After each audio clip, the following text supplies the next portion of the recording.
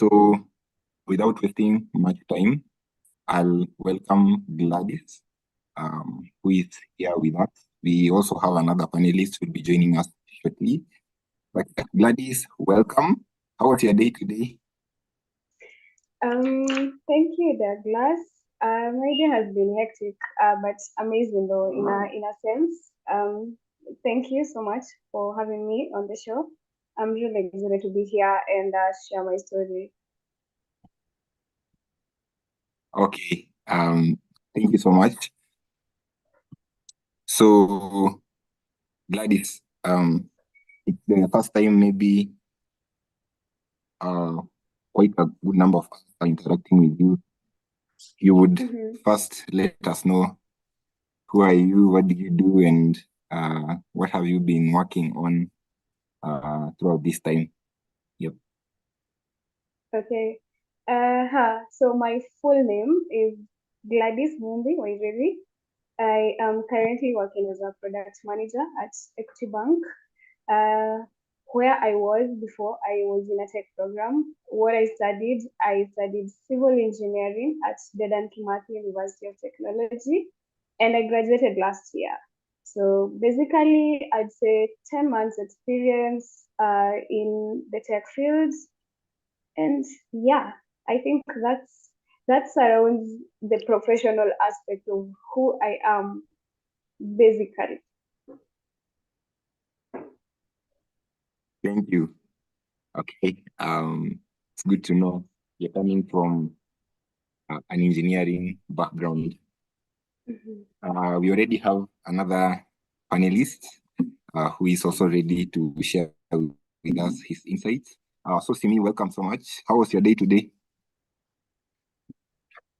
Thank you so much, Douglas. I hope you can get me ahead some hitches. It's fine. It's part of tech, you know. Yeah, so I'm very well, and today it has been quite that busy day.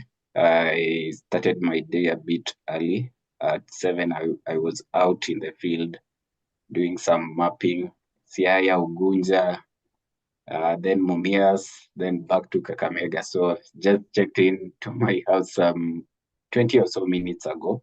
But it's part of what I'm doing, and grateful to be here, and also grateful to see Gladys. Hi, Gladys. Hi, Simiyu. It's nice to finally get to meet you. I know we've not met before this, so I'm also excited to learn from you as well. Okay. Back to you, Douglas. That's how my day has been. Thank you. I know today we have experts in the house, people who've studied quite a number of things. I mean, if you were to join two of you, we have, I don't know how many careers amongst the two of you. It's like you guys are working. You have like 6 people in 2 people anyway. So yeah, we have viewers watching, and I believe they are very ready to hear the insights of what you people have been doing. So back to you, Gladys, maybe just to inquire, before you got into what have you been doing and what inspired you to do what you were doing before you got into tech? Okay. So for me, it's a unique journey, I would say, because after I graduated last year, I was at home. I think around that time I was looking for work. And then, so while I was doing this, I thought to myself, you know what, I can try and upskill. So this started off as an initiative for me to upskill. I started doing certifications in Ajira. I did something around data entry. Then I was also applying for a cloud computing certification. And then, so while I was at it, I discovered, okay, equally, I said I work at Equity Bank. So for me, my journey with Equity goes back. I am also an Equity Leaders Program scholar. So we have a tight community where they share opportunities. So I learned about a tech program, an ELP tech program. So I joined the program. I applied rather, then I joined the program in January. So it started off as an initiative for me to upskill, and then equally I've always had an interest in tech, in just venturing into tech at some point. So this presented itself as an opportunity for me to venture into this space and get to see whether it is something that I truly believe interests me. For me, that's how it started, by the way. That's how I have transitioned along the way, joined the program, and my journey in tech basically starts from me joining that tech program. Yeah.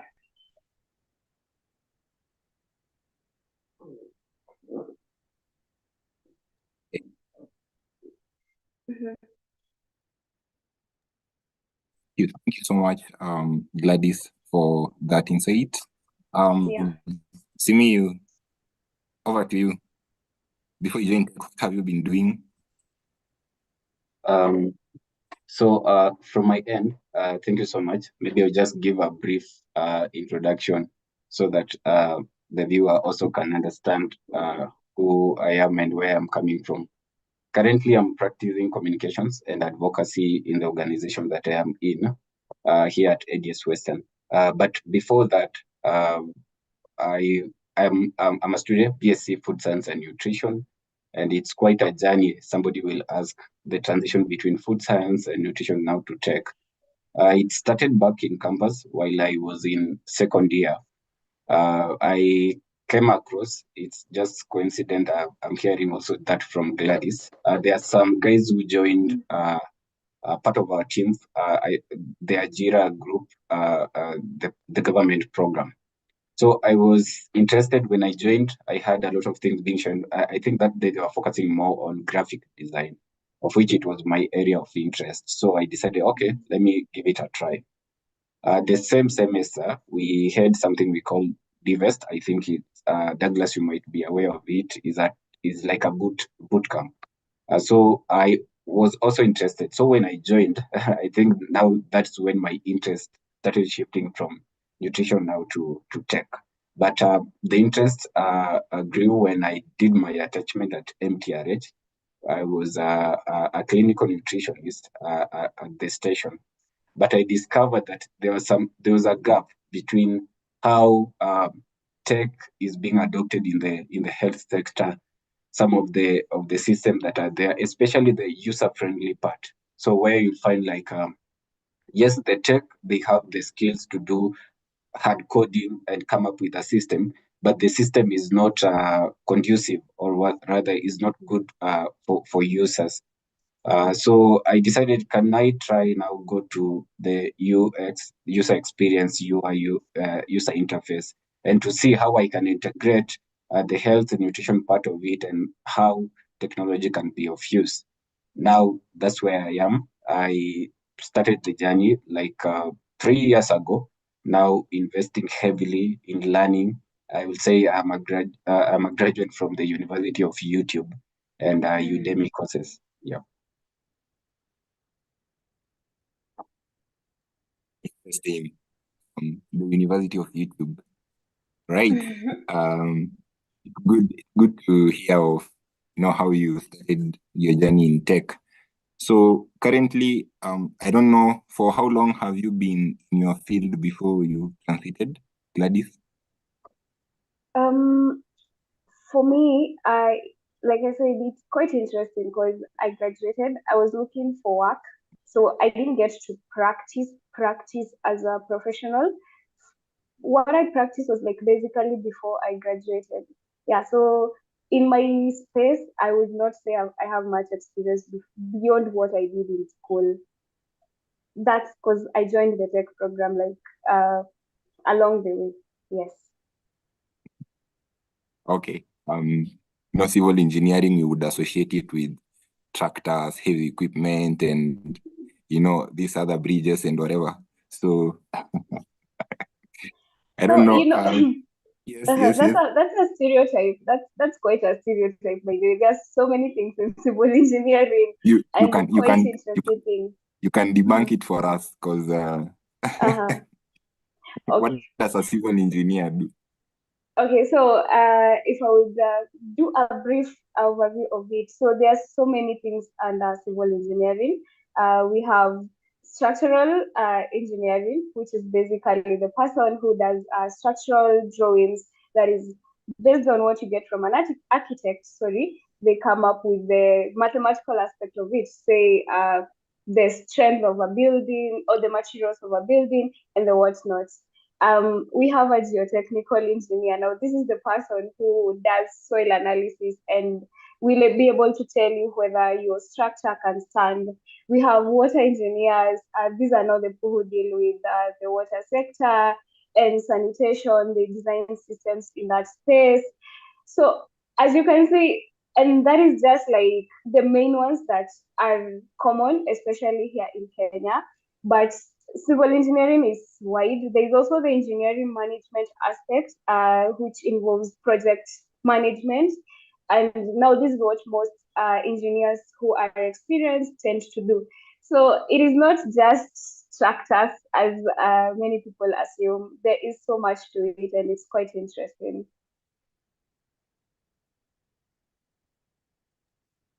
Because I almost asked you whether you know how to control a lift fork or something. Oh, okay, okay. A forklift. Along the way, I think I did try, but you realize equally there's also a technical aspect which most people, which someone else does. So basically, the engineer might guide the project, and so you don't have to do all that. But those are interesting things to learn as you do engineering. I mean, they're the fun things you get to do and explore while you're on site. Yes. So that is a stereotype, but it is as well something unique to try. Okay, thank you for debunking that myth for us. Over to you, Simiyu, because we have food science and nutrition. You know, I would almost confuse food science is all about cooking. So is it all about cooking? I think that is a trap, and in the Kenyan context, I will put it like the former president would say, you had ulikuwa umeweka mitego kila mahali. So yes, I will also explain. It has been quite a while since I give an explanation about food science and nutrition. Actually, when people hear about food science and nutrition, they think about cooking. But I remember we were in kitchen once when I was going to pick tea to take. We have never cooked. So food science involve a lot of things: food intoxication, food security, things to do with shelf life, packaging design. And actually, when we were doing a course in third year, packaging design, that's when I had a lot of interest in design. Now, when we come to nutrition, it involves a lot of things. Your weight, BMI, how how your body responds to medication. Because when a doctor prescribe you with a medicine, they need to know the kind of food that you are taking. Maternal nutrition and cooking. Cooking just come like a processing a processing. So there are people who focus on cooking. I think it's under hospitality, but food science and nutrition is about how the products move from now. Food science, how the product moves from the farm now on the table. The nutrition comes into it. But both field, when you talk about food science and nutrition, and how now it's relating to, let's say, the UX and UI part, I will say it's like a center of everything, where it ensure like a balanced diet, especially on UX design. And my interest, I will say, knowledge that was gained, it has never been lost. And there are skills that I learned in the processing place and then in nutrition place. And when we check something like understanding a complex, how the body functions, the complexity of how the body function, and also creating solution, I could directly transfer these skills now to coming up and design, let's say, user friendly. Because you see now we take in food that are very complex. The body is able to break it down so that it can be easily absorbed in the body. So the same way, I'll take idea, I will listen to a client. The client will tell me, Simiyu, by the way, I need a website. And that comes now in, for me, I do design. I decided just to focus on design. not on writing complex code. So I will listen to the client and see and tell them, this is the complex idea. Let us break it down, and this is what you want. So the end user is what I focus mostly, and understanding the behavior in technology, because sometimes even in medication, we could experience, yes, a patient will come, they will prescribe, they will describe to you how they are feeling. You'll ask them, what are you taking? And there are those who are rigid. No, daktari, mimi napenda kukula this kind of food. Like, doctor, I love eating this kind of food. Even if you tell me not to eat, I'll not stop it. So what will that do? The patient will leave the hospital. Yes, you have prescribed them some of the nutrition, you have designed them a nutrition plan. They will not follow. Then the end is disaster. Same way to tech and UX. A client will come on board. They will explain to you. You're able to break it down. If they don't follow, because sometimes in tech, clients is not always right. Sometimes. So if they follow, you break it down, they're able to take it, then you'll find that it's of great help. And I will summarize that, Douglas, by saying that relating nutrition and tech is all about empathy. Like, you listen to the same way you listen to the patient is the same way I will listen to a client. And also, because I'm also in the comms field, same way we get information, we process it, and we release it to the market. So it's all about empathy, commitment, and delivering quality outcomes. That's an interesting insight. Thank you, Simiyu. It's also one way of reminding us, if maybe you're thinking of getting a lady who does food and nutrition, you'll be sometimes shocked. He doesn't know how to cook. Anyway, that aside, did you one day wake up and decide, I want to go into tech? Now over to you, Gladys. Or what really inspired you to shift into the tech spaces? For me, I think it is just I needed to explore a new space because, like I said, I was trying to upskill, and so at that time, my interests were okay. Currently, everything is tech. I have done like my course, yes, but I feel like I have not really explored how this would be, how tech would fit into all this. So when I came across this opportunity, for me I was like, well, I've always had interest. This actually aligns with my, with my interest. And actually that is also one of the things in I would advise someone even when they are trying to transition into a tech career. You really have to be sure that it's interesting to you, because I think for most people, they will try to get into tech because it's yes, it is something that everyone is doing. Yes, which is true. Everyone is trying to get into tech, but equally, you have to ensure that it is interesting to you, and you also have to find something that aligns with you. So for me, that's how it started. For me, the motivation was to upskill, and of course, I feel like in a way, as my journey progresses, I am excited to try like different things in tech. Like I started off as a front end developer, so somewhere around January to around April, I started. I thought I loved front end development because at the time that's what I was exposed to. That's what I knew.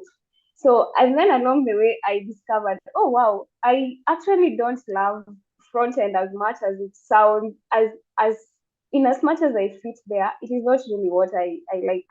So I started exploring UI UX, and that's why I'm so excited for this, because I have had Simiyu is in that space.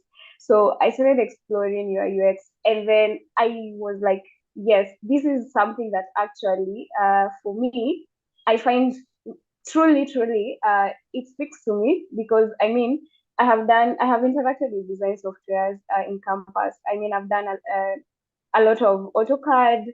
I have explored ArchiCAD in my interactions with my coursework, my project.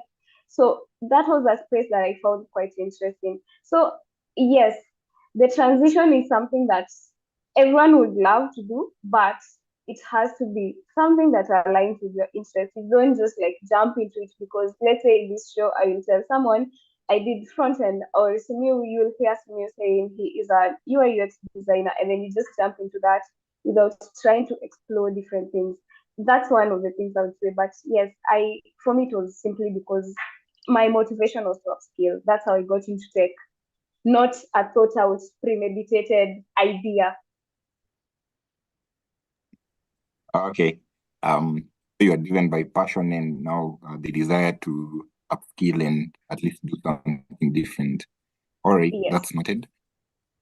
Simi, if I may ask you, did you start learning the tech skills that you have currently? Douglas, sorry, I was not able to get the first part of the question. Oh, I asked, how did you start learning the technology skills that you have right now? Okay. Did you attend school, boot camp, or something? How did you start? Thanks. Thank you. I started learning the tech. Most importantly, the first tool that I came across was Adobe Photoshop. That was the first tool, the design tool that I was able to interact with. And actually that time it was a cracked version. My laptop was 4 GB RAM. I remember very well. Core i3 4 GB RAM. The laptop was taking forever to open that software. Then later on, animation on part of Adobe Premiere Pro, but that I will not focus so much. But let's talk about UI. So I learned about design self-taught. Like there's this platform online where there's a guy who has a full course on design Photoshop. That is creating a poster, creating book covers, a small animation here and there. So I started learning basic design, but I will say because my interest is in tech and design, it's because also I have a background in art and design. So there's some element of art and design that were so clear to me, like balancing of space, white space, rhythm and movement in a design, dominance, use of color to create contrast, a perspective in a design. So there are things that were so basic and so obvious for me when I was started learning, but the interest, first I had the interest. Then number two tool that I came across while in the wilderness trying to find my path was Figma. Figma, I think so far it's the best UI tool for design. I have used it to design mobile app. I have used it to design also landing pages and also prototypes design that I will send to the client. Then they approve it. Then lately, I have discovered Canva. Canva also is a very powerful tool in design work. I know there's discussion on that. There's a war between those who use Illustrator in design and those who use Canva. Who is the designer? For me, I will say the client satisfaction is the one who will determine if you are the best designer. So I'll say, actually, last week I just discovered that I was struggling to create some flow chart in Adobe Illustrator, only to discover that they have animated that in Canva, the premium version. So my journey started there. I started learning about Photoshop. Now came to Figma, then Canva. But all of it, I will credit to YouTube, and also there's a book, Elements of Design. I learned on it. Thank God, 2020, ChatGTP came. It has been my best teacher ever. So I will just prompt some of the ideas that I want. It will instruct me how to go about it. And at some point, I have seen it creating some source code. I don't have a background in IT. I've never been in IT, including the computer packages. So something I am just figuring out, I'll just prompt. It will give me some guideline. then perfect it. Yeah. So AI, YouTube videos, and some podcasts. That's how my journey of learning has been, spiced with passion. Back to you, Douglas. Mm-hmm. Thank you. That's really interesting. Simiyu, it's good to know that in this age you are leveraging on the tools and the many resources that are available on the internet for you to learn and go into tech. Gladys, what are some of the challenges that you encountered as now when you're doing transition from civil engineering to now tech? Well, number one, I'd say I did not have an idea of what languages existed in programming besides C, because that's what we did at some point in my coursework. So I think first I landed in this with a very terrible step. I did not have an idea of what I was going to anticipate. Then number two, I would also say exposure to different career paths, like career paths in terms of in tech, inside software development. So all I knew is that coding is the ultimate goal. So as you can see, I said I started as a front-end developer. So that's all I knew. I knew you go, you code. I knew there is front-end, there's back-end, there is full stack. I didn't know anything else. So that's one of the challenges I had. That's like the second one. And it's one of the things that even as someone is trying to transition, again, this is the type of advice I would offer: explore different career paths, like different paths inside tech. Let me not use the word career. Explore different tech paths. Find out what the software development cycle looks like, what like end to end, what starts, who does what, so that you can be exposed to like what different people do. Because if I had known earlier, I would not have. Okay, it is good. I usually see debates by the way online where people are like, does a PM need knowledge in front end? Does a UI UX designer need knowledge in design in coding? And I will say yes, it is important. I am grateful for that step where I started being a front end developer first before I got into design, and then before I got into product management.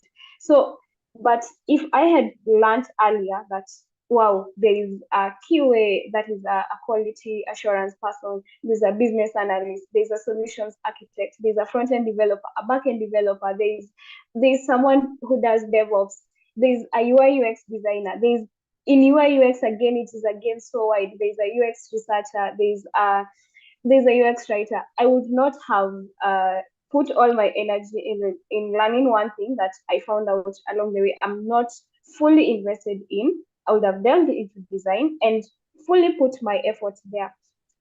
But all in all, I feel those are like quite the unique challenges. And then number three would be where to find this material. As Simiyu has said clearly, he attributes his mini to YouTube. For me, I had good exposure, maybe in a way. I am not like fully self-taught. I joined the tech program, so we had access to people like senior devs, so people who you could ask questions directly. I had access to like resources in terms of these people will tell you. So me, I use this. This is what you need to go. Like let's say on Free Code Camp, you can go to such sites. You can use web. It's called, I think I forgot it. It's W3. Yes, W3 schools. You can learn coding. You'll find someone who will tell you by the check Udemy. You'll find courses on this, this, and this. So I had that opportunity to get someone to guide me and tell me, yes, these are the resources. But if I did not have that, I think it would have been so hard for me to know where to start. Because even when I knew I've joined the program, between that time and when I joined, it was unclear to me, nitaanzia wapi. I was like, no, where will I begin? Like, so do I go online and type front-end development resources? And then there's so many, they're so vast. So by the time you're narrowing down to this is what is helpful, you've done probably things that are even outdated in a way. And then another thing I attribute now for me, those are the challenges I had. So the resources and yeah, knowing the paths. the path that I could follow.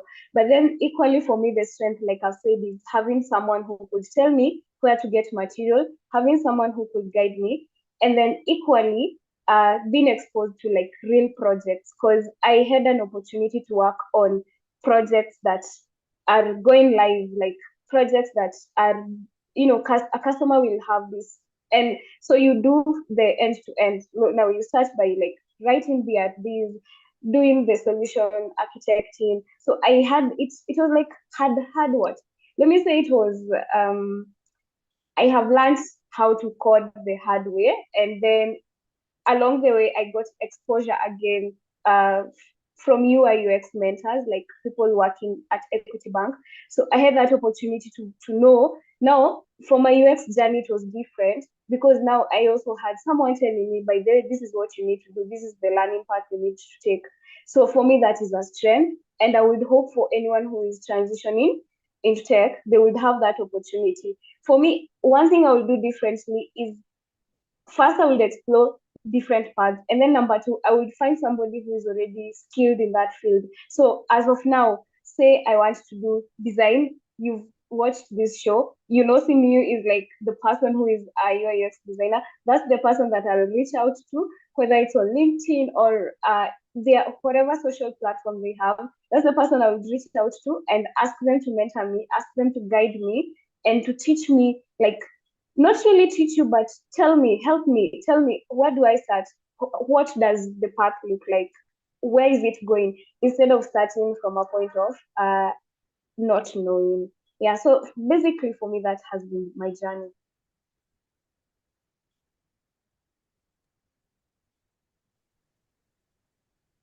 Okay, that's very well heard.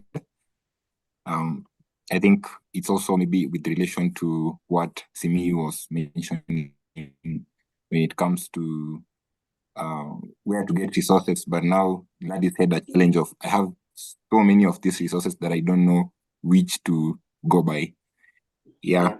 Simiyu, as we proceed, we also have some questions in the chat box, or comments rather, but I can link one of the questions to this particular one.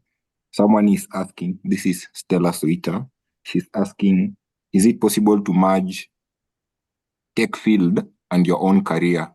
I would love to hear comments from both of you, but with also relation to what are some of the skills that you acquired in your previous career that are now essential to what you are doing currently? Maybe we start with you, Simiyu. Thank you, Douglas. And also, it's good to learn that the challenges that we face is not new. It's quite common to all of us. So I will say there's skills that I learned previously in my BSc course that did not go to waste. First is the problem solving. You'll understand that our system or our academic and the university, the courses have been designed in a very complex, like even if you have to answer a question, you have to think. And it's a problem that has been placed on the table and you have to find a way. So that problem solving has been a big win, especially in the tech field.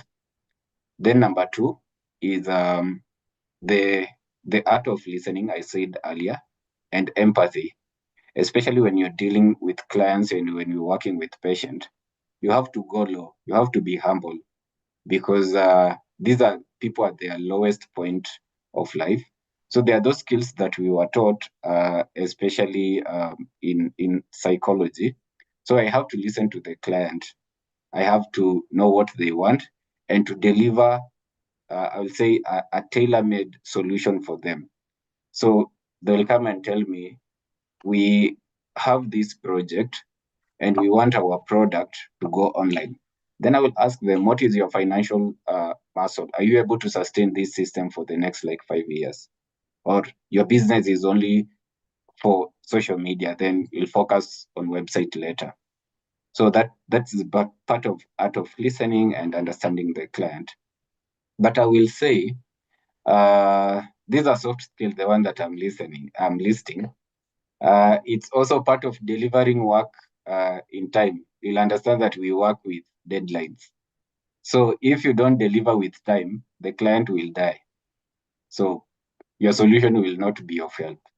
So it's something that I learned, that work has been given, draft a work schedule, a timeline, then keep updating the client, keep following up.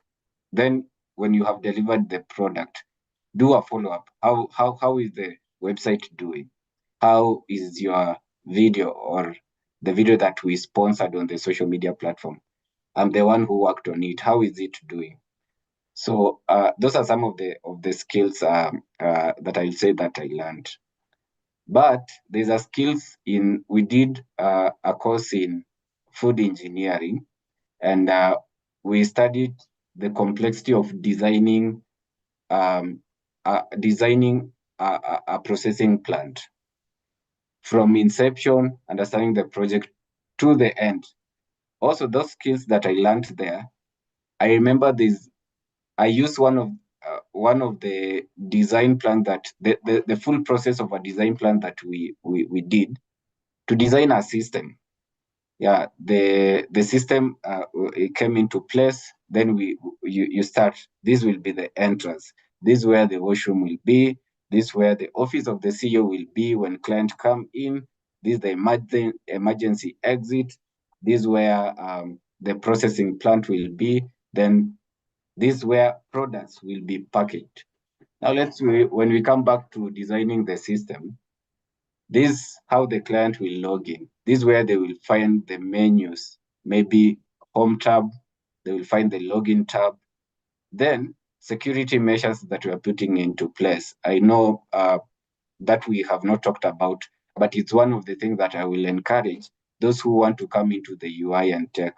Understand how security threats are there. Yes, you have delivered the product to the client, but is it stable from attacking? When attacks will come, either being DDoS attack, whether being a lot of requests that are coming to the system to a point like the website exhausts its bandwidth within the time that it was given, or even it's the malicious like zero link, phishing, etc. So these are some of the things that I learned in designing a processing plant, from inception security to how the product reached the client. Now putting this into design work, UX and IT, from start setting foundation to how I deliver the project to the client. So I will say the knowledge that I will gain from my BSc, it was never, it's not at waste. I'm still using it. Yeah. Okay, thank you. Over to you, Gladys. The same question. Okay. So sorry. The question was what again? In terms of your previous career, what were some of the skills that you maybe have found so useful in your current one? Okay. I think first I would start with the same one that Simiyu said. When you do a BSc course, one of the things that actually is a strength for you is problem solving, because basically even in that career path, what you're doing is focusing on solving problems for people, and the problem will always be unique, but across board you still need the skill. So that's the first skill I would attribute that I've also carried forward even in my current role as a PM. So yes, problem solving. Another interesting one that I find quite helpful currently, Kwanzaa, it's management. So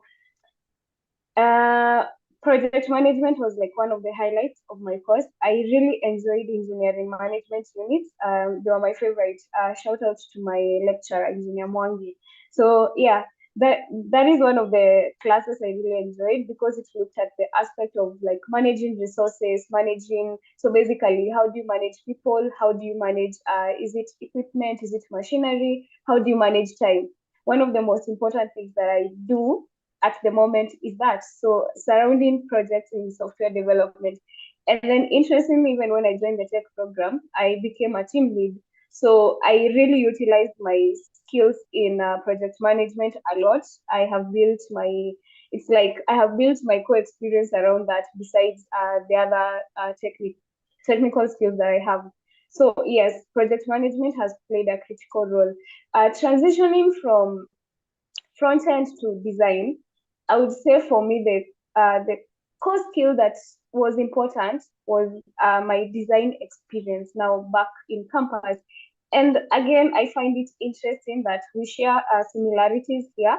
I love art and design. I did art and design at some point in high school, although I still dropped it, but I have always taken up art as a hobby. So that is one of the reasons why I took up front end because I found it aesthetic. For me, it was purely, oh, it's aesthetic. I can fit in this space. And so when I was transitioning to design, I was like, wow, this actually speaks to me because I get to practice those things that I learned. The properties are the principles of design that Simi was talking about. So yes, I find those skills quite important. I have carried my design skills forth, and again, I have also carried forth things like being analytical because one of the things as an engineer that you need to be is you have to be able to. I feel that is one important thing I feel an engineer should be able to do. You need to have a vision for where the project is headed. You need to anticipate risks. You need to be able to see that even before you probably start the project. When you are at the conceptualization point, you are supposed to be able to see that. So I found it very easier for me to transition along these roles because I had that kind of background or I had that kind of skill ingrained in me, courtesy of what I have done in the past. So I think basically that answers that question. Yeah, indeed it does. Those are very interesting insights because you might want to have anyone listening to relate. Now, how do I? Is it that what I learned went to waste? But thank you for bringing out clearly that some of the knowledge that we learn, it doesn't just go to waste, especially the soft skills. Yes. There are also some few questions in the chat box, but we'll look at them. I want to now usher you into this particular session where you talk about what you do currently, what you're doing currently, what is your role like. We've had so many people have conversations about the many roles in tech. Unlike before where we had ICT officer, ICT what, but nowadays we have diverse roles in tech. I mean, right now we even have prompt engineers, just quite a number of things, a lot of roles that have been created through tech, AI, and all those fields. So tell us, you told us what you were doing before, food science and nutrition, we've had it, civil engineering, you had it, we also debunked some of the myths. So you can also tell us now currently what you do in tech and now some of the myths around your role as well, if there are any. So we'll start with you, Amy. What do you do in tech? Thank you so much. You have mentioned a new role in the market, prompt engineering. Like, that's just prompting the AI to tell you what you want to do. Okay, it's interesting. From my end, currently, when I transition now to tech, you'll understand tech is diverse. My JD is communication and advocacy. That's my JD. But when I enter into my office and sit in the and have to see things on my table, I deliver around 12 roles per day. I handle cameras. I design communication strategy for the company. I manage social media platform. I do branding, advocacy. I support ICT and all it related, that's web design, making sure that systems are running, 365 environment on its full course, and also resetting password with the speed of light. So that's just a nutshell of it. But I will talk about uh, four things. And number one is ICT administration. And this part, I will say it's very important, especially as a skill. I'm doing a master's in corporate communications. I transited now, you see how a shift has gone, master's in corporate communication. But when you go to apply job, they will not check like, okay, you have a degree in communication. So what can you do? Especially these NGOs, they want to maximize so that they can save. So make sure that at least you have a skill in ICT administration. And you can get these skills free of charge online with certificates attached to it. There are sites like Coursera. We have Udemy. We also have LinkedIn. I use LinkedIn to learn a lot and spicing it up with TikTok. I am on TikTok every day. Especially, I have given it 1 hour per day just to go to TikTok and learn. I know, by the way, I have seen people complaining about TikTok, but for me, I have never seen anything about it. When you go to your TikTok, there's something we call TikTok for STEM. When you subscribe to that, you will only see innovation, branding, ICT related, cybersecurity, and spiritual part. I consume other information. But I would say LinkedIn, TikTok, and X is the best platform to invest. Number two, learn about data protection. Recently, I just got trained with Strathmore, and I was able to understand how data is processed, packaged, and even destroyed to make sure that you at least you have a legal background when you're handling clients' data. Because nowadays you will notice like starting with the cookies that you put in a website, you know how to use that data very well so that it doesn't lead the client into trouble later in life. Then number three is cybersecurity. Make sure you learn some basic about cybersecurity. Don't just be like, I can do communication, I can manage social media, I am a content creator, but make sure at least you have a cybersecurity background. And the last bit of it, understand brands, the brand voice, how the brand present its color.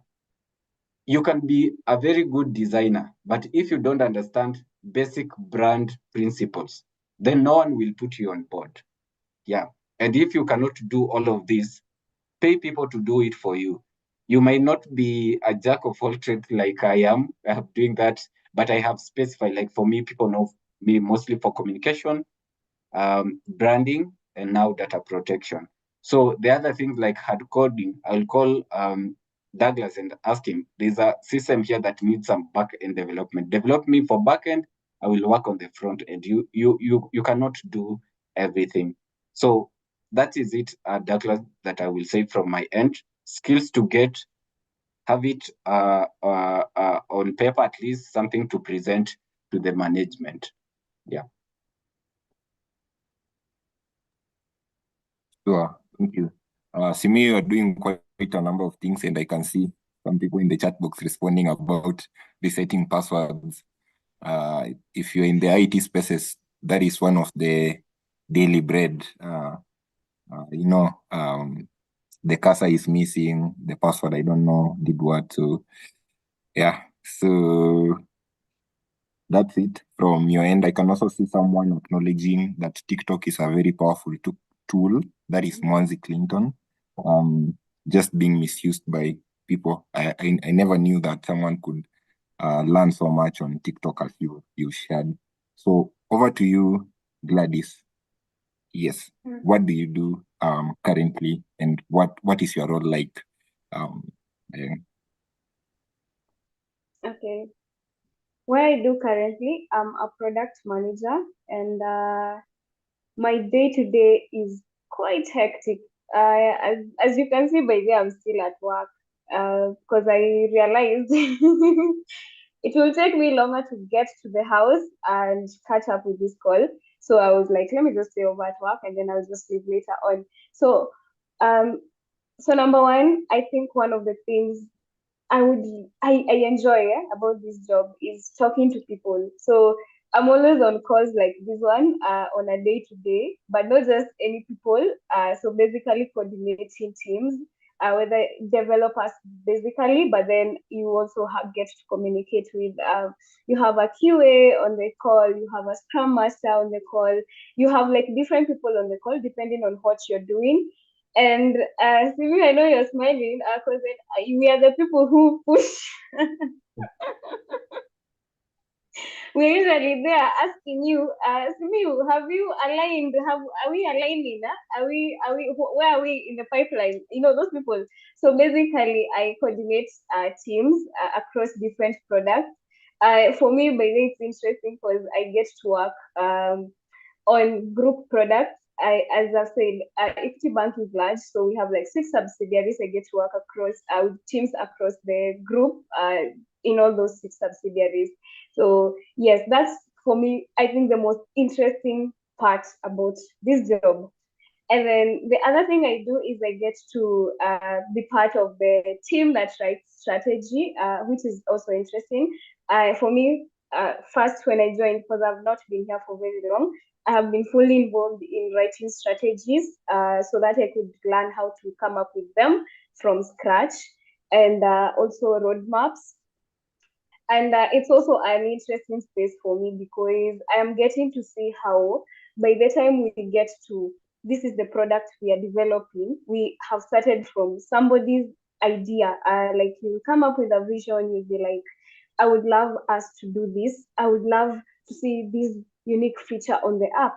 And then now you start doing the analysis, which is basically something I also end up doing competitor analysis. That is also something I do, research. So you go through all that, you do the research, you come up with product papers, you come up with strategy. So that is how my day-to-day looks like. And that is what is in scope. I also do a lot of things that are out of scope, but that is not important. So yeah, those are the interesting bits about my job. And one of the things I would also love to share is as a PM, one of the things I think is important for someone to have is I think you should be able to understand people, empathy that is, because you interact with different types of people.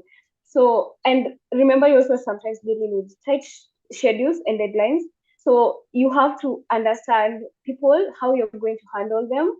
You don't So yes, interpersonal skills are important in this role. And then number 2 is articulation. Getting to talk to people a lot means now one of the things you have to develop is your communication skills. So one of the skills someone has to learn as they want, if they would love to transition into the PM role, is that. And yes, for these, I have had to learn on the job. Interestingly, as I have given you my background, front end, then UI UX. So now I'm also borrowing skills from UI UX, from front end development, and bringing them into this role and learning on the job. I get to also learn a lot from LinkedIn. I am a big fan of LinkedIn. I basically write a lot on LinkedIn. I think it's even where I got to actually interact with Douglas on a different perspective. So yes, that's one of the spaces that I really love, and I always encourage people to use. Build your brand, be visible, talk about, when you talk about what you're doing, you keep yourself on toes. Because sometimes you will tend to think, oh, I'm good at what I do. Of course, you're good at what you do. We do not doubt that. But who out there knows what you're doing? That's one of the things I ask people to do a lot. Please build your brand, be visible. Nowadays, you apply for jobs, and the one thing they'll ask of you is to attach your LinkedIn URL. So get in there, learn how LinkedIn works. I talk about my role. I talk about PM, about how to navigate being a PM once in a while, because as you can see, I am learning. And that's why I'm on LinkedIn, because I need it to keep me on toes. And then number two, I also talk about branding, how to brand yourself as a professional. How do you get to do your job by day and you're still building your brand online? So I will agree, LinkedIn is a very powerful tool.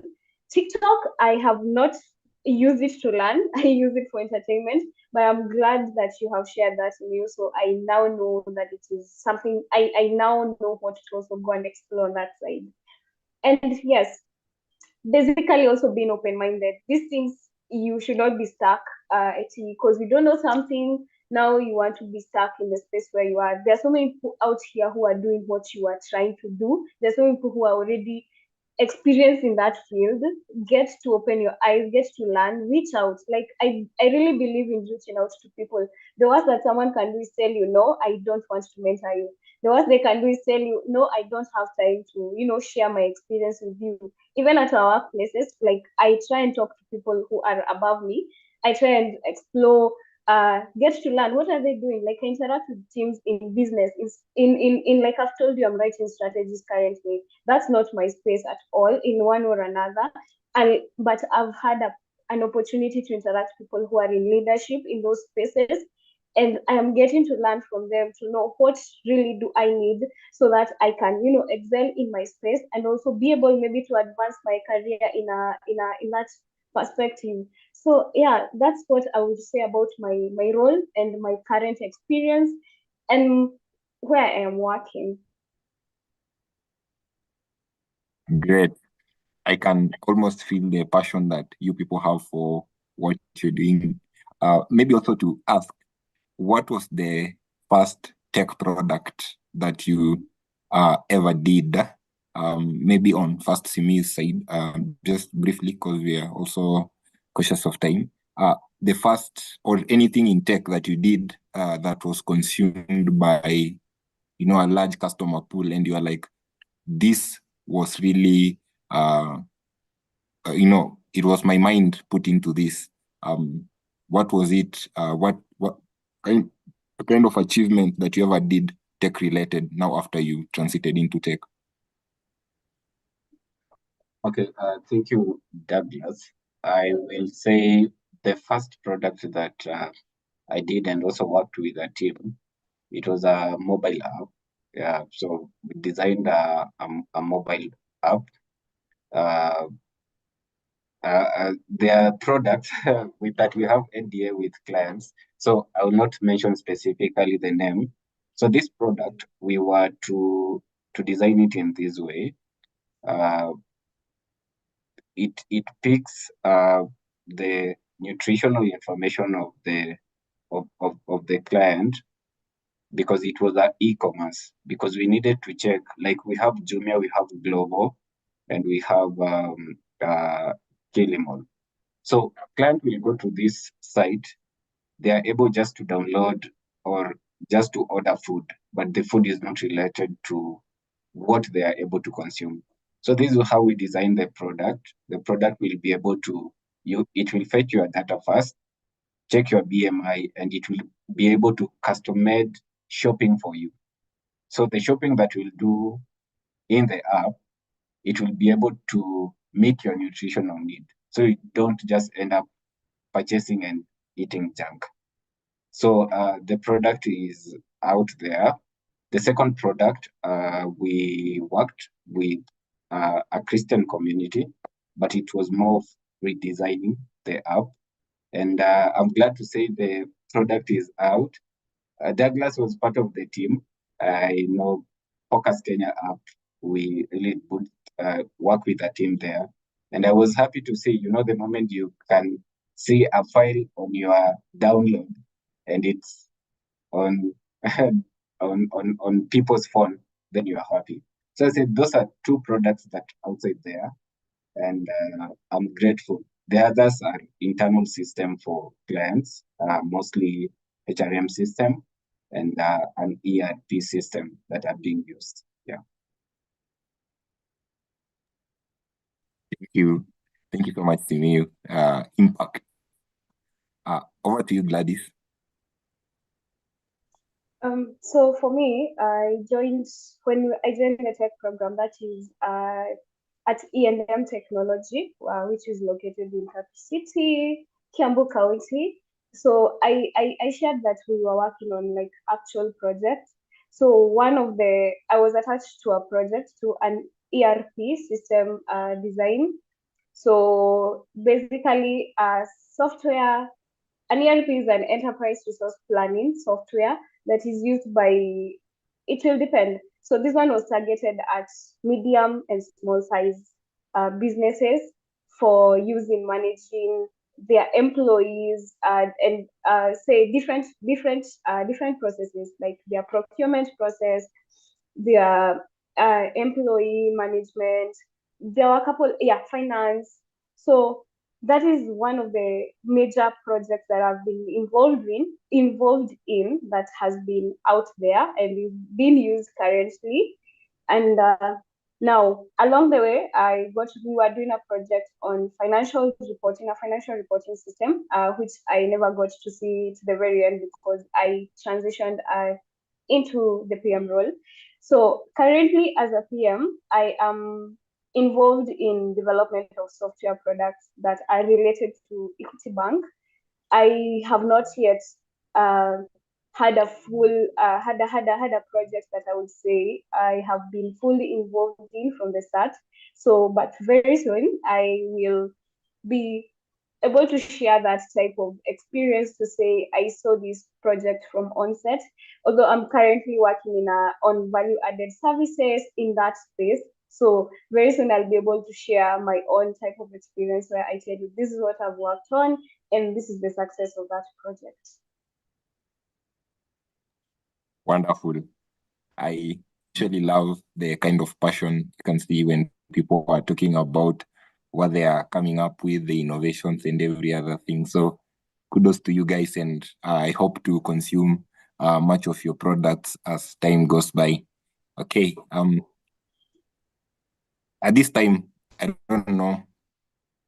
We are living in an age where AI carries the day, and a lot of things are being done and achieved by AI.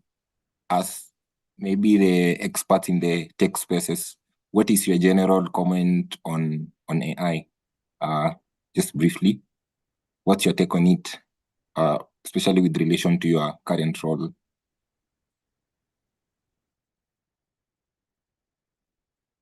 Yeah, I can go first.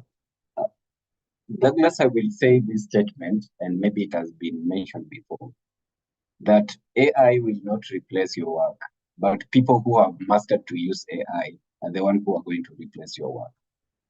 When AI was being introduced, and Kenya knew AI when ChatGPT came into place. That's when there's AI and a lot of conversation around it. The people who started to master prompt and how they are prompt engineer, they are now scaling in good heights with less turbulence, especially those people in communication place. I manage social media and I'm also in comms. So we use AI in design process, thoughts are redesigning, etc. So if by that AI sometimes can mess you up completely if you don't know how to use it. So I would say embrace AI because that's where we are going. Number two, learn as much and as fast as possible because already the table has been set, the dust has been cast. This is the way that we are going. And we have seen even in the conversation with big tech companies like Tesla, X, about Grok. Now Google is introducing other products like if even your message, your normal phone message, it has been integrated with AI. So it means that is the way to go. I'm a Christian and I challenge one of the bishop and told them that, guys, AI is here. Have you trained some of the bishop to go and learn and understand the ethical part and authenticity of the codes that are being used to translate the Bible? Because nowadays, the Bible is being translated within 24 hours, something that will take 20 or 30 years to translate. So it means if not all field will be brought on board, then it means there are people who are going to be left behind. And as Christian, we are going to complain. So generally, if you're not a Christian also, you're going to complain. And within 2 or 3 years, AI is the way to go. And I'll say, let's fully embrace it. I've seen the question of the person who has been asking. If you are a student, don't use it to cheat exam, but use it to plan your day.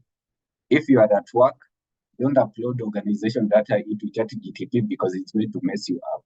You can, from our end, we have customized our offline ChatGPT kind of that I use to prompt some of the planning. So that's, I can safely load it with organization data because that they are very sensitive. I cannot put it online. So know how to use it, generate code with it, then it will serve you. Gladys. Yeah. Yes. I agree. By the way, I usually find that conversation to be quite funny. Because for me, I think I love the fact that AI is a thing. I don't even know how we survived without AI. Like, to be honest, I was thinking the other day, how did I survive campus without chat GPT, like all these AIs that exist? And me, I'm only talking about the ones I know. There are others that I don't know. And there are so many AIs out here right now. Every day I'm on LinkedIn, I see someone saying 20 AI tools for, I don't know, to ease your PM journey. And I'm like, I don't even know like half of those AIs. But yes, I think I'm a big fan of AI because well, I've just remembered how during my front end journey, I because sometimes I had a very hard time adjusting to all this. So you're trying to learn object oriented programming, and then kidogo you can't figure this code out. Like you still can't write the code. So what I did is at that time I was trying to find any AI tool that I can integrate into my VS Code. So I had Codium, I had Find integrated into my VS Code so that they can like autocorrect my code and like especially like code that was those technical ones and you need it to even like help you translate, and that's how I learned. So me, I don't see it as a threat. I see it as a tool that can, if we all learned and tried to know how to integrate it into our day to day, we can be better. Like it will complement us.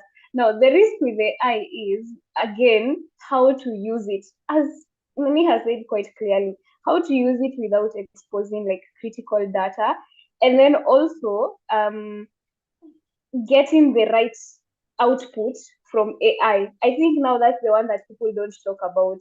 Like I'll go online, I'll see a document that someone has done or uploaded or a post, and I question like, did you go through this data when you put this online? Like, oh, did you really look at this quite well?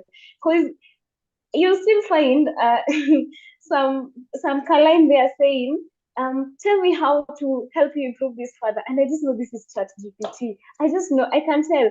Or I'll find funny exclamation points in your text. And for some of these things, you'll find it even in critical documents. So I know people assume that AI again is here to make work easier, but you still have to do a lot again once you get that data from AI. Take your time, review your data. Like stop putting those that type of content out there, and it is so AI generated. Now back to something that again I said I'm passionate about, LinkedIn. I see people writing posts, and I know you're not speaking, like it's not you really speaking. You just went, prompted AI to do this post for you. And if you're out here trying to offer value to people, honestly, if I am trying to teach you about say PM, being how to be a better PM, if I'm trying to teach you about how to be a better UI UX designer, it is okay, it is good to use these tools to improve your content. But how well do I how well am I analyzing what I'm putting out there? Is it really sounding like it's my experience, or is it sounding like something I just picked? I mean, anyone could have done that. That's it beats logic. But yeah, for me, AI is it's an amazing tool if used correctly and appropriately.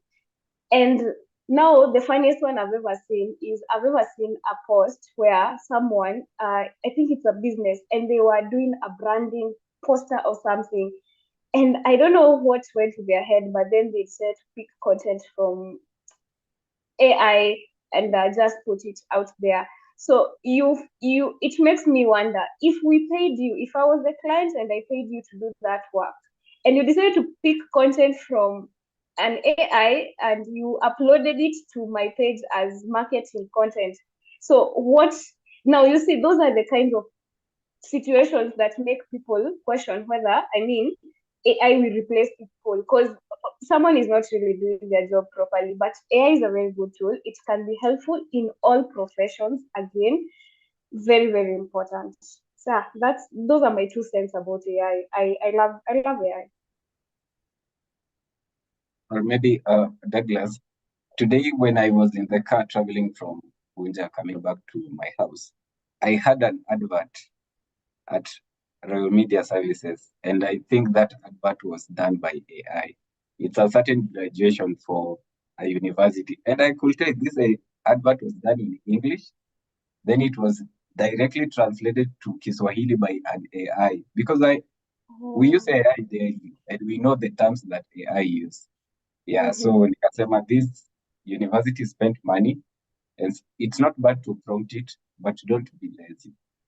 Yes, that's true, by the way. Me, I think that's the thing that I find very annoying. Like, I'm like, you could have gone an extra mile. Just review that data. The same way if you had written it on your own, you'd be, I don't know what you call it, but you'd be reviewing that data. You'd be editing what you did. But yeah, those are the kinds of things you see on a day to day, and you just wonder. There's also a question. Okay. I don't know if you're able to see a question from Stella Suita. Yeah, I think I have seen this question. Is it possible to merge tech and your own career? That one? Okay, anyway, I've seen that glass has gone offline. But yes, I have seen it. For me, I think it's very possible. For example, I'll give a very close example for me. And that's a space that I'm also exploring, because we learn by we continuously learn. So there is an aspect of tech in civil engineering which we call BIM. So which is like, basically it's called building information modeling.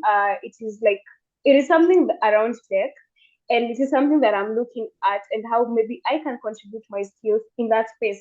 So I am giving you a very typical example of what I have done and how I am seeing tech can shape that aspect. Another aspect I can give is like how I was working in the tech program I was on. We had projects in the construction space. For example, we had property management tools. So the type of insight that I was able to show is, I know how a typical property, a property system would look like, or how I would envision it to look like, and then I bring that aspect into a tech project. So that is from a coding side, but this is also, now the one I've told you about BIM is from a technical aspect of someone who is in the field, and they would use these tools to, let's say, to help a customer visualize how the construction, maybe how the building will look like in the final sense, how like the typical structures would look like. So yes, you can merge tech with your field. You just have to find that niche in your field that needs tech.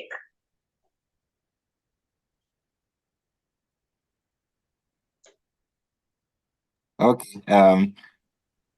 It's fair enough when it comes to AI, matters ethical and authenticity and originality. So having a fair balance between how we use AI and how in our day-to-day interactions with it in relation to your career, so that someone won't end up even doubting your worth or whether you are needed. If AI can do this, so do we really need your services? So thanks for those highlights.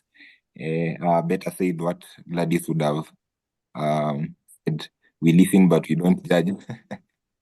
From the kind of content that you see, and you can AI kabisa. Yeah. Anyway, so guys, as we come to an end, I know the conversation is getting better, but just also reflect on what people are saying or responding in the chat box. There's one acknowledging that what you people are doing is amazing. That's Ngare. We also have Juliana saying she's learning. Yep. There was also a question by Kennedy, but I think we'll handle it in the very last segment. Then Gary is also asking, what advice would you advise someone who's been working as a food technician for 4 years and wants to pivot to tech? I guess Simiyu, you would be in a better position to answer that. But allow me to also bring in a few questions. Sorry for keeping you a little bit longer here. If you could go back in time when you are transiting to tech now, what would you have done differently?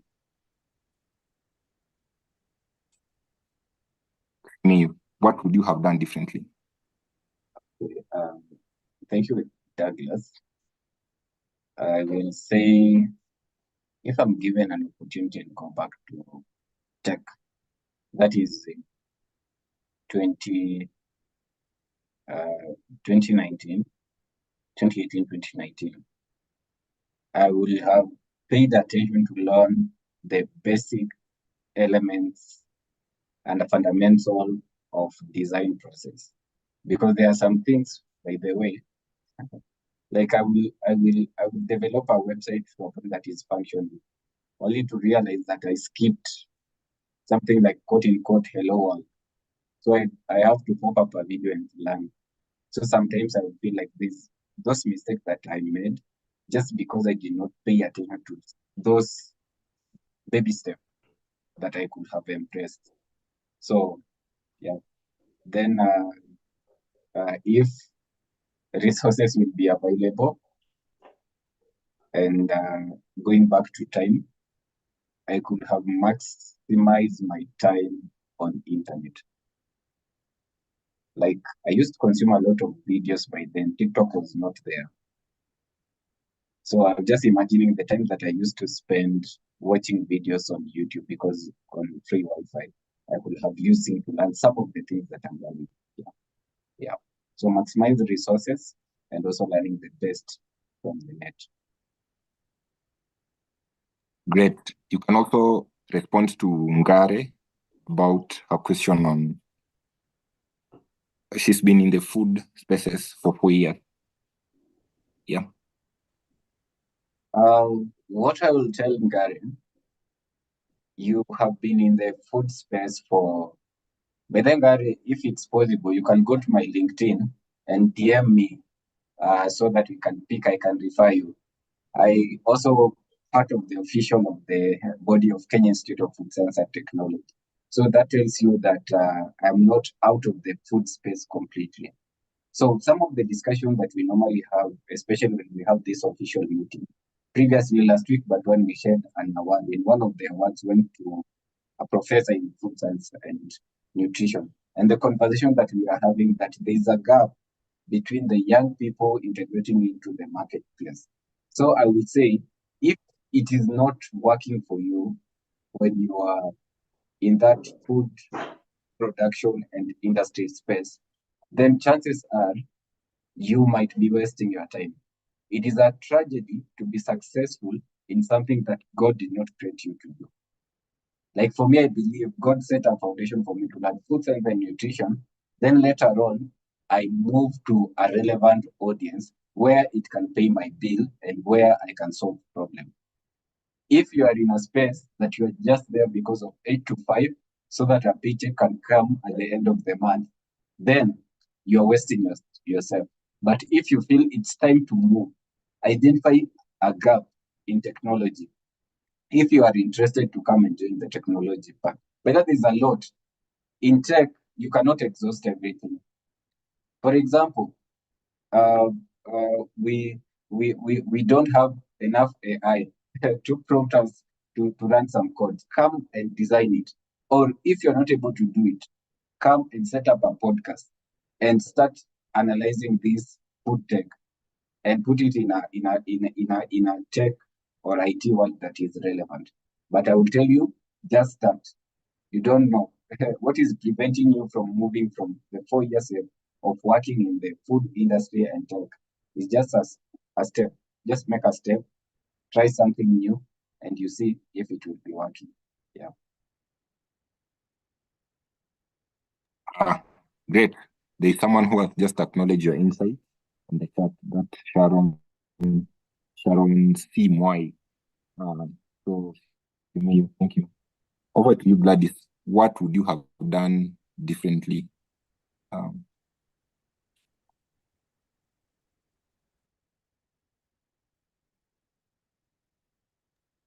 Sorry, I realized I was on mute.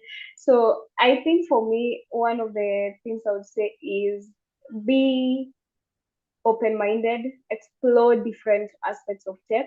Don't be limited to just thinking that it is all about coding. There are so many aspects of the code of the tech world. You realize there are even cloud engineers. There's DevOps and integration experts. So there is so much that someone can do in tech besides the typical coding. Someone will also think that after this call, it ends at UI UX design. No, it does not. There's so many paths in tech. So number one, I would explore tech as a whole and try to see which one really intrigues me. And then number two is I would find a mentor. One person maybe or two people who will guide you fully and tell you these are the aspects of tech that are relevant in now that path that you picked, so that you don't end up trying to exhaust so much material and not really finding what is relevant, especially in this time and age. And then number three, I think more personal projects. That is something that I think is very important. The more you practice, the more you learn. So I think for me that those are the different. That's what I would do differently if I were to start again in tech. Great. Thank you. As we are coming to an end, I'm also appreciating and also learning from what you people are saying. It's also challenging I know the many of us who've had this, we've been in tech for quite a number of years, and we see people from non-tech backgrounds rising and being very, valuable in terms of what they are doing currently, and it's a great thing. So we also hope that the very many people who are thinking of coming into tech, they're also getting some insights. Okay, so if you can still hear me, my network is a bit shaky. Okay. As we are we coming can to hear an you. end. Okay. So as we're coming to an end, you leave us with your socials where people can get you and also inform us if you're open for mentorship or guidance. You'll also let us know where people can find you. Yeah, but you also have it's a norm. We usually have this segment where we ask our panelists some fun fact about them. I mean, all work and no play makes Jack a dull boy. So what do you do for fun apart from tech? What is your other world like apart from these tech spaces? What do you enjoy, or some fun fact about you? Yep. So Simiyu, we can start with you. Thank you so much, Douglas. I am open for mentorship. I run a podcast called Corporate Nexus. It's a rebranding. That's why maybe it's not very. But next year it will be hitting the ground. I'll be doing a lot of conversation like this, but also I tweet a lot, and also on TikTok, I try to comment a lot, just identifying a problem and prompting with a solution on somebody post. We'll also be running a mentorship program next year, God willing. I'm still looking for resources because I need just to build a network where we are able to train people and to help them to understand that this thing of tech is not complicated, and especially supporting the faith-based project and also some of the NGO and the NGO world that I'm in. So that's what I want to invest heavily into. The fun fact about me, when I am not doing tech, I'm not consuming 1,000 videos for my organization online. I do paint and draw. Yeah. I hope that is not Okay. tech related. A fun fact could also be tech related. Me, what's your favorite food now that you come from the food? My favorite food, okay, that's private, but my favorite food is githeri. Okay, that's interesting. Yeah, I know. The reason it's because I think it's something also that I learned when I was in campus. Food is also attached with memory. So I will not disclose the memory. But when it's served, Okay. no matter who is serving, when I just see it, the good memories are coming. Then my worst food obviously is chapati and then. Okay. We listen, we don't judge. Judge, you don't listen.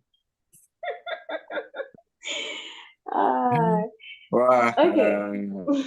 I mean, from the background check of where you studied in campus, I can almost tell why you love githeri. But I really hope you didn't get the memory isn't attached to the people who they cook githeri and 20% githeri and 80 water. Because Don't I touch think the that's where mountain. you Yeah? studied in. Yeah, don't touch the mountain Mm. at this moment.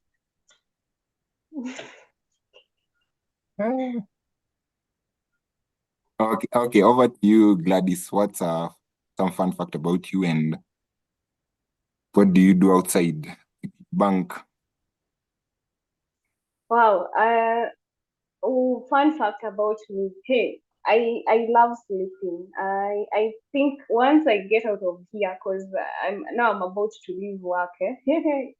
So once I get out from here, I'm just going to go to bed. So yeah, I love sleep a lot.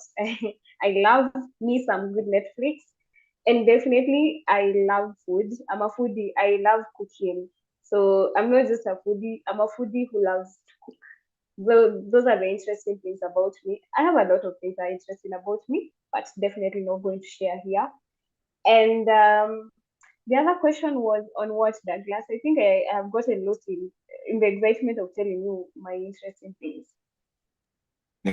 I know, because you mentioned about you love food. So when we said food, perhaps we had a memory reset. But it's okay. Yeah, Whether yeah. you're open for whether you're open for mentorship and maybe your LinkedIn socials, you can share them with us. Oh, okay. I am not open to mentorship because I do not believe I am in that space where I can offer mentorship. I love being honest with people. I am equally in a space where I am looking for a mentor. I am joining mentorship programs that I am trying to find people who align with me and people who will actually challenge me in the space that I am in. And so I don't think I am the right person to mentor people. However, I do share about my journey. I do share a lot on my LinkedIn page because that's where I share about my professional life. And yeah, you can check it out you can check me out on LinkedIn, Gladys.Waireri. I mean Gladys Waireri. So as you can see, that's the name I have used on my profile right now. So that's the same on LinkedIn, Gladys Waireri on LinkedIn. And let's connect. Please engage with my content. I love people who engage because I get to know what my audience thinks. Am I sharing things that are valuable with you? Am I also growing? Because I mean, when you give me feedback, I get to know what I'm doing right, what I'm not doing right, and that's why I share my journey. And I'm so excited, really, really excited when I do get feedback and people engage with my content. Not in a I want many likes. I would rather you commented even if you didn't like my posts or anything. I want that engagement where I know what you're thinking, I know what you want to learn from me. So yes. Right. Thank you guys for those insights. We've talked about food a lot, and I know Gladys is very happy because I'm hungry. and for me, you could let quite a lot. I also hope for me, in as much as you love Githeri, you also know how to cook it rather okay. It's the best. So, at least okay. So this final question that I'll pose to you people: if you had no limit of resources, that's time and money, what would that one tech product or anything in tech, an innovation or something that you would come up with? Assume you have no limit in terms of the money, the resources, the server space, the devs, the user journeys, the whatever, those kind of things. Assume the one non-factor. What would that innovation, what would that product be? I know that's a hard one. So it gets you thinking. Simiyu. So I will. This is by thinking while speaking. I've never thought about this one. But I will say there's a documentary that I watched on Netflix sometimes back, and it really got me thinking. And it's something actually that I'm doing now on the dark side of the social media platform, especially on how the screen time fries our dopamine and our mind and end up manipulating, and the innocent people are the one who are suffering most. I say that I am in I manage social media for clients and also our company, but I don't spend 24 hours. Like today, around 10 posts have been posted that have been run by me, but I've been in the field the whole day. I just came to check social media this evening. So it means that there are people who have been online since morning.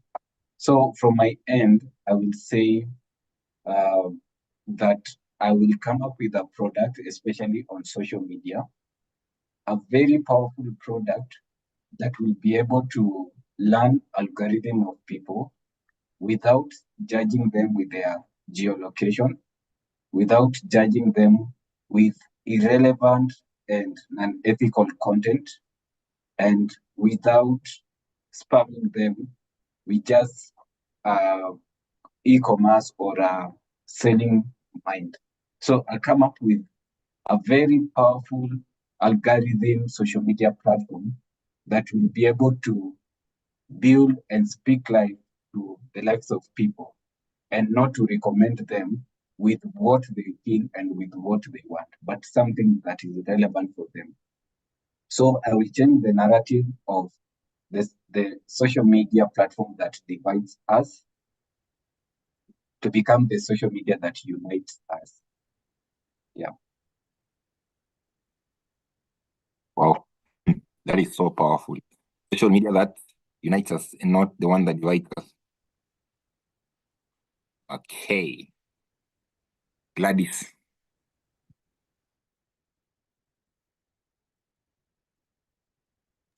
I keep on forgetting that I am on mute.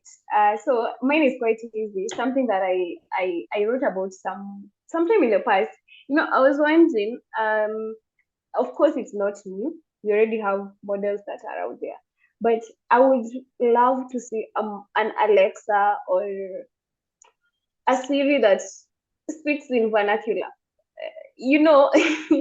I usually think of products. When I think about products, I think about products for Africans by Africans.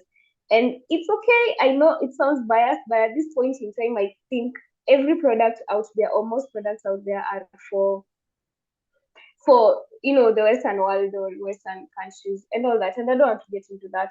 So I don't find products that are targeted at Africans. And this is one of the things I was thinking. What if we could have a home voice assistant that can speak as many languages as diverse as what either we offer here in Kenya, or what we have here in Kenya, or imagine something that could speak even in Uganda. I don't know. That's something I was thinking about, and that will be a very huge breakthrough. Because sometimes I think about, let's say, like our like when we maliza shule, we finish school, and then we go away, we go to town, and then you leave your parents back in the village, and they get very lonely. So I'm here thinking if there was an assistant that could speak to them, uh, in a local language, or even in Kiswahili, to say the least. Yeah, that's something that if I had limitless resources, I would be very interested in building, because I think it will be helpful to most people, especially in that aspect, or even in helping translate things. Like when you see these government jobs, they will say, let's say it's a community-based engagement type of job. They'll tell you, preferably if you could speak, say, from this part of Kenya, they'll tell you if you can speak Kikuyu. So what if you could have something that could translate that? So yes, for me, that's the kind of innovation that I would love to see or be able to build someday if I do get the opportunity and the resources. Thank you, guys. Thank you so much. Unfortunately, we've come to the end of our discussion today, but I know we have our social media platforms where we can get the conversation going. Once again, thank you so much for making time. I can just imagine how busy you people are. Simiyu, I know you've been traveling the whole day. Gladys, I know you had quite a day on your end. So, but you still set aside time to come. Thank you also for ensuring that we had every other thing in place. Simiyu, your graphics are so clear. Your video, it's Yes. something that I realized it's very clear. Also on Gladys' side, I can see you very clearly, hear you very audibly. So thank you for the sacrifice. Much said. You can type your, if I can see you're following also on the live chat, so you can also type your LinkedIn socials on that platform, and I know very many people would love to engage you. So thank you so much for this particular session. So on to now the people who are viewing us. You can also subscribe to our channel, support what we do, and if you love our content, you can share with your friends, help them learn as well, because we all are learning at some point. Gladys and Simiyu, 30 seconds for your parting shot. If there's anything you haven't mentioned or missed out, you can have that 1 minute or 30 seconds. Then we call it a day, a Friday. Okay, let me go first. I really do appreciate Douglas for hosting me. I am so excited to share my story. I know it is a unique in a way, and sometimes listening to yourself makes you think about a lot of things. So I'm equally learning from myself as I speak, and even from Simiyu. I am so grateful for having this platform to share my story and my journey. And I don't think I have anything else to add. I mean, guys, let's connect on LinkedIn. Gladys Waireri is my page. And yes, engage. Engage. That's all.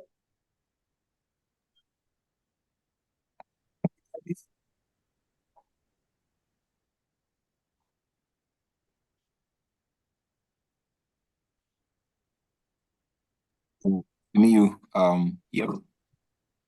Okay.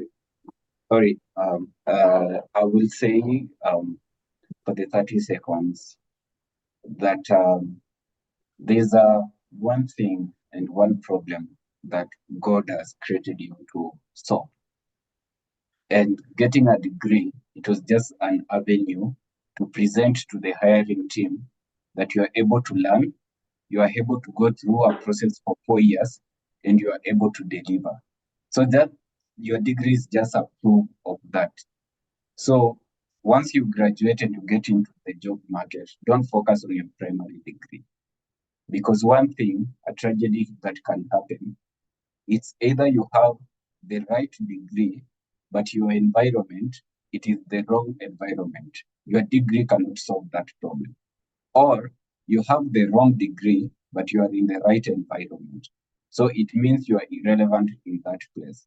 So I will say, pray to God, ask God, because actually we are doing those who normally do years review. Ask God that I've been tamaking the whole of this year. I've not been able to get a job or I'm struggling. Am I that I have the relevant degree, but my audience is not relevant to what I can solve? Then God will be able to readjust you and to place you to a place that you are able to solve that problem. Because the only way that you will be hired into the job market, it is if you are able to solve a problem. Now I'm solving problem in communication, data, and IT related. I have a degree, but it's not relevant to where I am now.